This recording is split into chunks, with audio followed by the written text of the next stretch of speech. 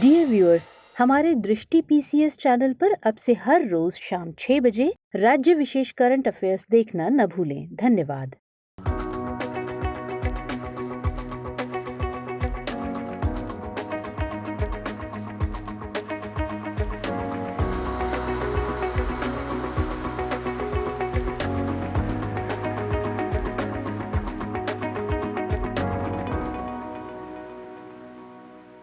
नमस्कार। दृष्टि आईएएस के टुडे जी के प्रोग्राम में आपका स्वागत है। सबसे पहले पिछले सेशन का रिकैप देख लेते हैं।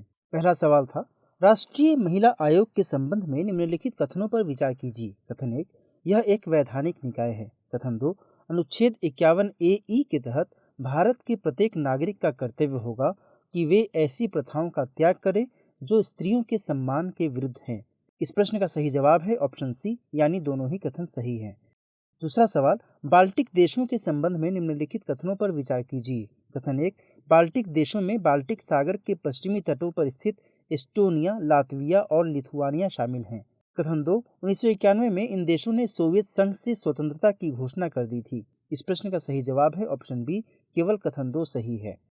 तीसरा सवाल था, मनरेगा के संदर्भ में निम्नलिखित कथनों पर विचार कीजिए। कथन 1, इसका मकसद ग्रामीण क्षेत्रों में लोगों की आजीविका सुरक्षा को बढ़ाना है। कथन 2, इसके तहत प्रत्येक ग्रामीण परिवार के इच्छुक स्किल्ड वयस्क सदस्यों को एक वित्तीय वर्ष में 100 दिनों तक रोजगार दिया जाता है। कथन 3, यह कौशल विकास और उद्यमिता मंत्रालय की प्रमुख योजना है। इस प्रश्न का सही जवाब है ऑप्शन ए, केवल कथन 1 सही है। अगला सवाल देख लेते हैं। स्पेशल ड्राइंग राइट्स के संदर्भ में निम्नलिखित कथनों पर विचार कीजिए। कथन 1, यह अंतर्राष्ट्रीय मुद्रा कोष द्वारा बनाई गई एक अंतर्राष्ट्रीय आरक्षित संपत्ति है। कथन 2, एसडीआर का मूल्य केवल यूएस डॉलर, यूरो और ब्रिटिश पाउंड पर आधारित होता है। इस प्रश्न का सही जवाब है ऑप्शन ए, केवल कथन 1 सही है। अगला सवाल था, पार्शियल पैरासिटिक प्लांट्स के संबंध में निम्नलिखित कथनों पर विचार कीजिए। कथन 1, इन्हें होलो पैरासिटिक पौधा भी कहा जाता है। कथन 2, इनमें क्लोरोफिल पाया जाता है। कथन 3, ये उष्णकटिबंधीय और समशीतोष्ण यानी टेम्परेट जोन में भी पाए जाते हैं। इस प्रश्न का सही जवाब है ऑप्शन बी, केवल कथन 2 और 3 सही है। अगला सवाल था, इकोनॉमिक सर्वे 2021-22 के संबंध में निम्नलिखित कथनों पर विचार कीजिए। कथन 1, महामारी से कृषि और इससे संबंधित क्षेत्र सबसे कम प्रभावित हुए हैं। कथन 2, अमेरिका और चीन के बाद भारत दुनिया का तीसरा सबसे बड़ा स्टार्टअप इकोसिस्टम बन गया है। कथन 3, भारत के पास तीसरा सबसे बड़ा विदेशी मुद्रा भंडार है। इनमें सही कथन कौन से हैं? ऑप्शन ए, यानी केवल कथन 1 और 2 सही हैं। अगला सवाल था, अनुसूचित जाति और अनुसूचित जनजाति अत्याचार निवारण अधिनियम 1989 या SC/ST एक्ट के संबंध में निम्नलिखित कथनों पर विचार कीजिए। कथन 1, संशोधित SC/ST एक्ट में SC/ST के खिलाफ अत्याचार के मामलों में प्रारंभिक जांच जरूरी नहीं है और FIR दर्ज करने से पहले किसी नियुक्ति प्राधिकारी या वरिष्ठ पुलिस अधिकारियों की पूर्व स्वीकृति की आवश्यकता नहीं है। कथन 2, इसके तहत आरोपी को अग्रिम जमानत नहीं दी जाती है। कथन 3, अदालतें असाधारण परिस्थितियों में FIR रद्द कर सकती हैं। इस प्रश्न का सही जवाब है ऑप्शन डी, 1, 2 और 3 तीनों ही कथन सही हैं। आठवां सवाल था, इंडिया आउट विरोध निम्नलिखित में से किस देश से संबंधित है? इस प्रश्न का सही जवाब है ऑप्शन बी, मालदीव। अगला सवाल था, हाल ही में संयुक्त राज्य अमेरिका द्वारा किस देश को गैर नाटो सहयोगी का दर्जा दिया गया है? इस प्रश्न का सही जवाब है ऑप्शन डी, कतर। और अंतिम सवाल था, मर्स कोव के संदर्भ में निम्नलिखित कथनों पर विचार कीजिए। कथन 1, इसकी पहचान सबसे पहले सऊदी अरब में हुई थी। कथन 2, उस समय सऊदी अरब में सबसे अधिक ऊंटों से लोग प्रभावित हुए थे। उपरोक्त में से कौन सा ऐसे कथन सही नहीं है या फिर हैं? इस प्रश्न का सही जवाब है ऑप्शन डी, ना तो 1 और ना ही 2, यानी कि दोनों ही कथन सही थे। बात करते हैं अभ्यास प्रश्न की। हमने आपसे पूछा था, निम्नलिखित कथनों पर विचार कीजिए। कथन 1, राजकोषीय घाटा कुल व्यय और राजस्व प्राप्तियों एवं गैर ऋण प्राप्तियों के योग के बीच का अंतर है। कथन 2, राजकोषीय घाटे से पूंजीगत व्यय घटाकर प्राथमिक घाटा निकाला जाता है। उपरोक्त में से कौन सा ऐसे कथन सही है या फिर हैं? केवल 1, केवल 2, 1 और 2 दोनों, ना तो 1 और न ही 2। इस प्रश्न का सही जवाब है ऑप्शन ए, केवल कथन 1 सही है। केंद्रीय वित्त मंत्री ने कल बजट पेश किया। इसमें प्राप्तियों, खर्चों और घाटों आदि से संबंधित ब्यौरा दिया गया है। राजकोषीय घाटा कुल व्यय और राजस्व प्राप्तियों एवं गैर ऋण प्राप्तियों के योग के बीच का अंतर होता है, इसलिए कथन एक सही है। यह दर्शाता है कि सरकार नेट टर्म्स में कितना खर्च कर रही है। राजकोषीय घाटा से यह पता चलता है कि सरकार राजस्व और गैर ऋण प्राप्तियों से कितना अधिक खर्च कर रही है। राजकोषीय घाटे में से इंटरेस्ट पेमेंट को घटाकर प्राथमिक घाटा निकाला जाता है, इसलिए कथन 2 सही नहीं है। राजकोषीय घाटा से पूंजीगत व्यय को घटाकर राजस्व घाटा निकाला जाता है। तो इस तरह इस प्रश्न का सही जवाब है ऑप्शन ए, केवल एक। हमारे वीडियो अंग्रेजी में देखने के लिए फॉलो करें हमारा ही दूसरा यूट्यूब चैनल दृष्टि IAS इंग्लिश। आज के सेशन का पहला सवाल, निम्नलिखित कथनों पर विचार कीजिए। कथन 1, ग्रीन बॉन्ड की सहायता से ग्रीन प्रोजेक्ट्स को फंड करने के लिए पूंजी जुटाई जाती है। कथन 2, नीति आयोग द्वारा 2017 में ग्रीन बॉन्ड लॉन्च किया गया था। इनमें से कौन सा ऐसे कथन सही है या फिर हैं? केवल एक, केवल दो, एक और दो दोनों, न तो एक और न ही दो। इस प्रश्न का सही जवाब है ऑप्शन ए, केवल एक। हाल ही में केंद्रीय वित्त मंत्री ने ग्रीन बॉन्ड जारी करने की घोषणा की। ग्रीन बॉन्ड की सहायता से ग्रीन प्रोजेक्ट्स को फंड करने के लिए पूंजी जुटाई जाती है, इसलिए कथन एक सही है। नवीकरणीय ऊर्जा, स्वच्छ परिवहन, सतत जल प्रबंधन इत्यादि से संबंधित प्रोजेक्ट्स ग्रीन प्रोजेक्ट्स के उदाहरण हैं। बॉन्ड पर पारंपरिक रूप से निवेशकों को एक निश्चित ब्याज दर मिलता है। 2007 में यूरोपीय निवेश बैंक और विश्व बैंक जैसे कुछ डेवलपमेंट बैंक द्वारा ग्रीन बॉन्ड लॉन्च किया गया था, इसलिए कथन 2 सही नहीं है। आपको बता दें कि कार्बन न्यूट्रलिटी की दिशा में ग्रीन बॉन्ड को एक महत्वपूर्ण कदम माना जा रहा है। तो इस तरह इस प्रश्न का सही जवाब है ऑप्शन ए, केवल एक। दूसरा सवाल, स्पेशल इकोनॉमिक जोन के संदर्भ में निम्नलिखित कथनों पर विचार कीजिए। कथन 1, यह आमतौर पर देश के भीतर एक शुल्क मुक्त यानी ड्यूटी फ्री क्षेत्र होता है। कथन 2, एशिया का पहला EPZ यानी एक्सपोर्ट प्रोसेसिंग जोन 1965 में केरल में स्थापित किया गया था। इनमें से कौन सा ऐसे कथन सही है या फिर हैं? केवल एक, केवल दो, एक और दो दोनों, न तो एक और न ही दो। इस प्रश्न का सही जवाब है ऑप्शन ए, केवल कथन एक सही है। सरकार ने हाल ही में स्पेशल इकोनॉमिक जोन SEZ यानी जिसे हम आमतौर पर सेज भी कहते हैं, इसको रेगुलेट करने वाले मौजूदा कानून की जगह पर नया कानून लाने का प्रस्ताव रखा है।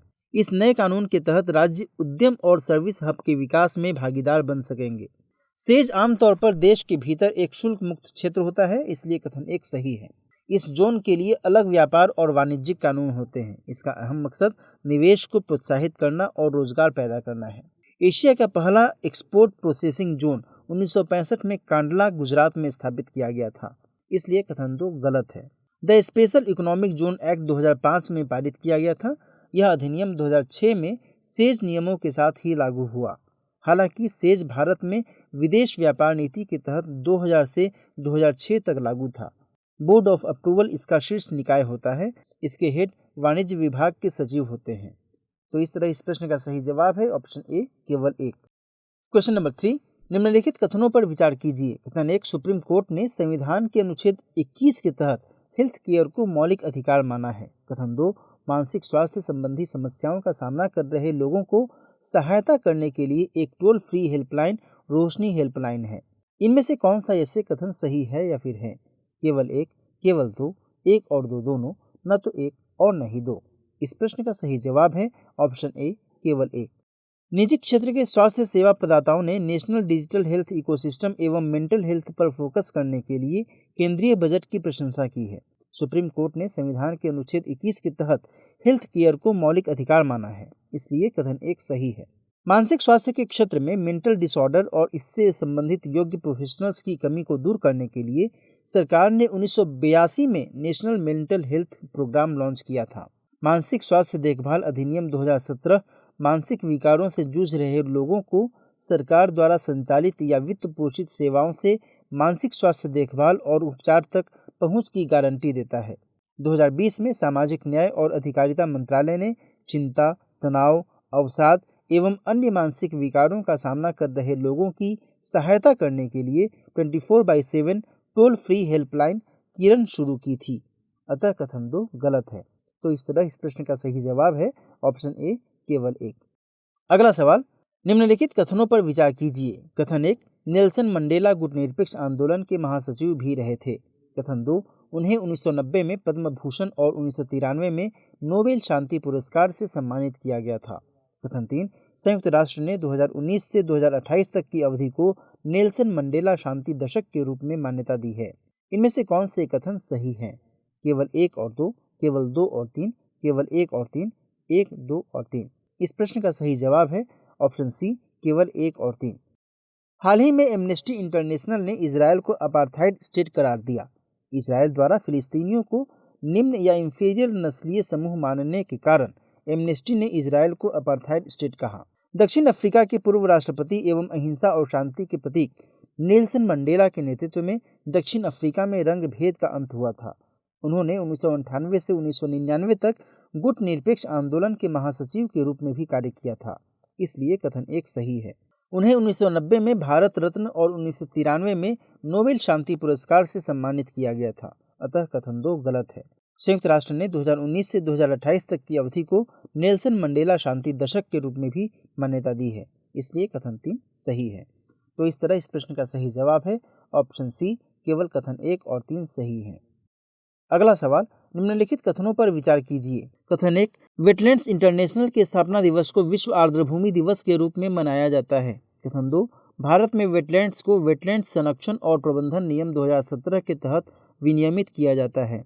कथन 3, इस साल विश्व आर्द्रभूमि दिवस की थीम आर्द्रभूमि और जलवायु परिवर्तन है।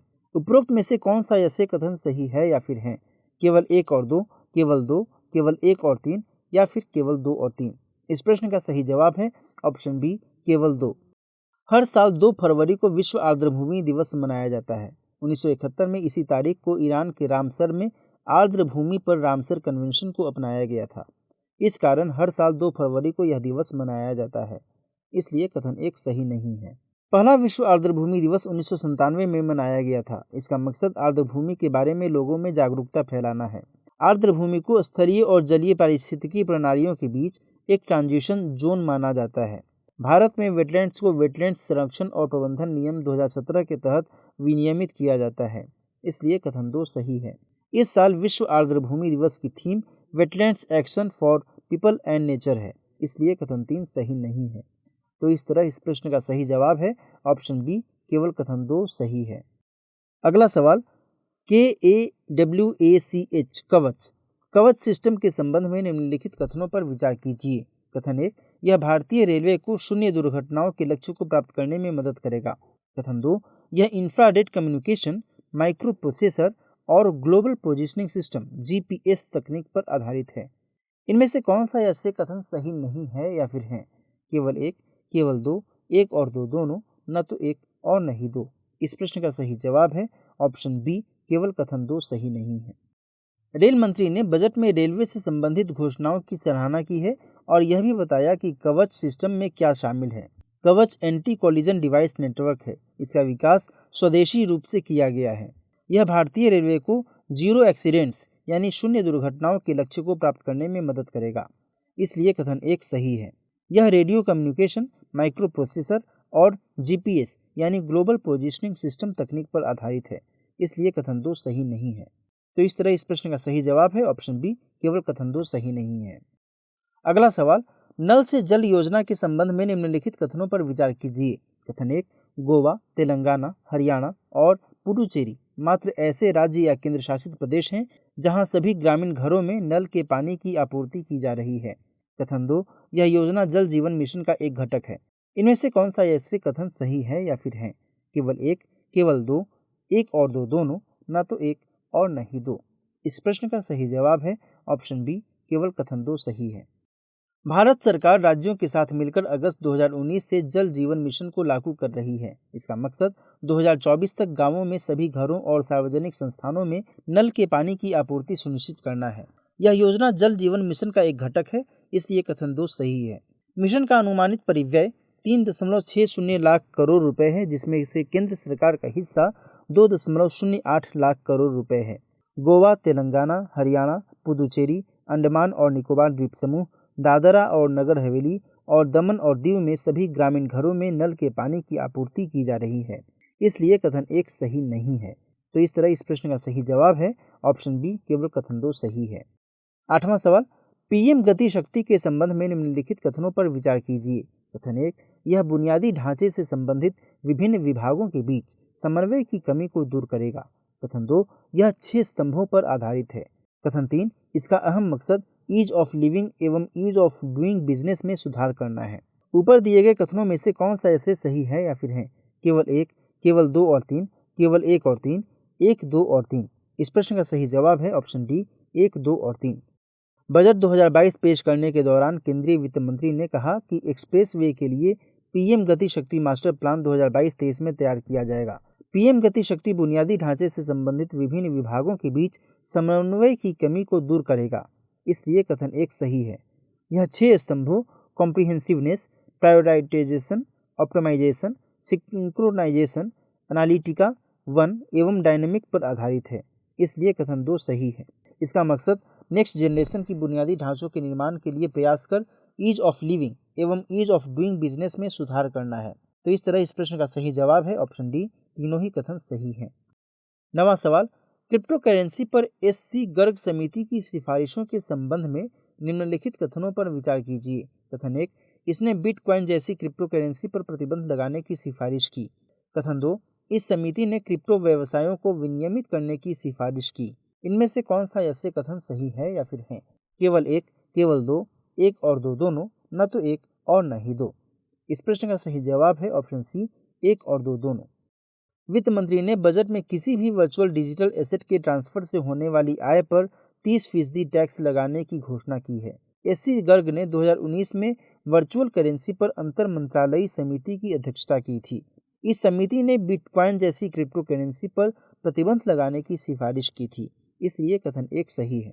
इस समिति ने क्रिप्टो व्यवसायों को विनियमित करने की सिफारिश भी की थी, इसलिए कथन 2 भी सही है। तो इस तरह इस प्रश्न का सही जवाब है ऑप्शन सी, दोनों ही कथन सही हैं। आज के सेशन का अंतिम सवाल, ज्ञान कौर बनाम पंजाब राज्य मामला निम्नलिखित में से किससे संबंधित है? आपातकाल, बीसीसीआई में भ्रष्टाचार, बेटी को पैतृक संपत्ति में समान अधिकार या फिर यूथनेशिया? इस प्रश्न का सही जवाब है option D, euthanasia. Uttar Pradesh में मेडिकल कॉलेज के छात्रों ने इच्छा मृत्यु के लिए राष्ट्रपति की अनुमति मांगी है। एमएस दुबल बनाम महाराष्ट्र राज्य में बॉम्बे हाईकोर्ट ने कहा कि भारतीय संविधान के अनुच्छेद 21 के तहत जीवन के अधिकार में मरने का अधिकार शामिल है। चिन्ना जगदीश्वर बनाम आंध्र प्रदेश मामले में आंध्र प्रदेश हाईकोर्ट ने कहा कि संविधान के अनुच्छेद 21 के तहत मरने का अधिकार मौलिक अधिकार नहीं है। ज्ञान कौर बनाम पंजाब राज्य मामले में सुप्रीम कोर्ट ने कहा कि अनुच्छेद 21 के तहत जीवन के अधिकार में मरने का अधिकार या मारे जाने का अधिकार शामिल नहीं है, इसलिए विकल्प डी सही है। तो इस तरह इस प्रश्न का सही जवाब है ऑप्शन डी, यूथनेशिया। अब नोट करते हैं आज के सेशन का अभ्यास प्रश्न। प्रश्न है, बजट के संबंध में निम्नलिखित कथनों पर विचार कीजिए। कथन 1, भारतीय संविधान के अनुच्छेद 114 के अनुसार केंद्रीय बजट को वार्षिक वित्तीय विवरण कहा जाता है।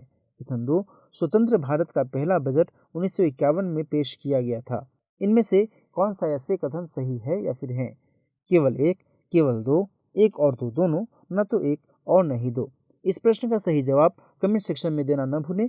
मिलते हैं अगले सेशन में नए प्रश्नों और उनकी व्याख्याओं के साथ। तब तक के लिए नमस्कार।